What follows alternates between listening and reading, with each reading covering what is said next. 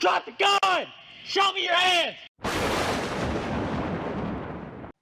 Do bad schools cause bad crime? Let's take a look at St. Louis, Missouri, and you can decide.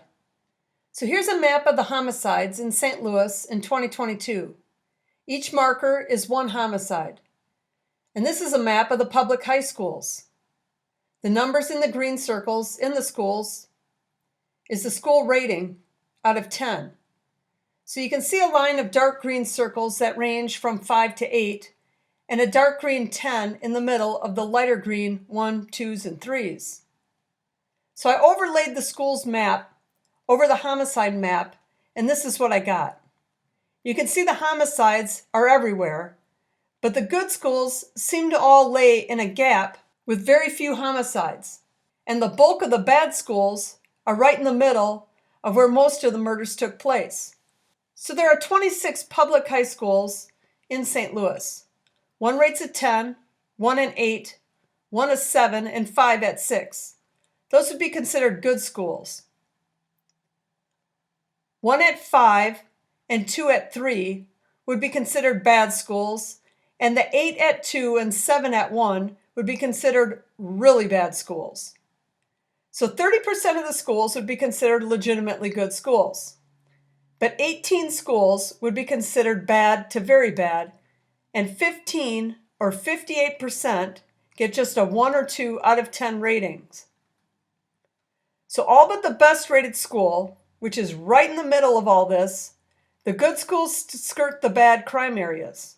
So we're going to look at the 58% that are rated poorly. But first, there are about 19,450 kids in public high schools in St. Louis, and just over 4,000 go to one of the 7 schools that get a 1 out of 10 rating, the lowest possible rating a school can get.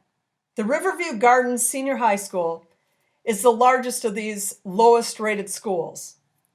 This school is demographically 98% black. 27% are at grade level for English and 8% for math, both well below the state averages. 64% of the students have been suspended, and 57% are chronically absent, well above the state averages. And 58% of the students earn a high school diploma. So as bad as all that sounds, it's actually fairly good based on many other American cities with high violent crime rates, which St. Louis has. For example, the Fairground neighborhood is 726% higher than the national average. The crime rate in the College Hill neighborhood is 748% higher. Hyde Park is 839% higher. The Ville, 900% higher. In the Hamilton Heights neighborhood, their violent crime rate is 928% higher than the U.S. average. These are bad areas. As far as violent crime rates go, I would consider 100% higher than the average is regular city levels. 200 to 300% higher than the national average is getting iffy. 4 to 5% higher is bad. And when you get up near or over 1,000% higher than the national average, you're dodging strays. It's bad.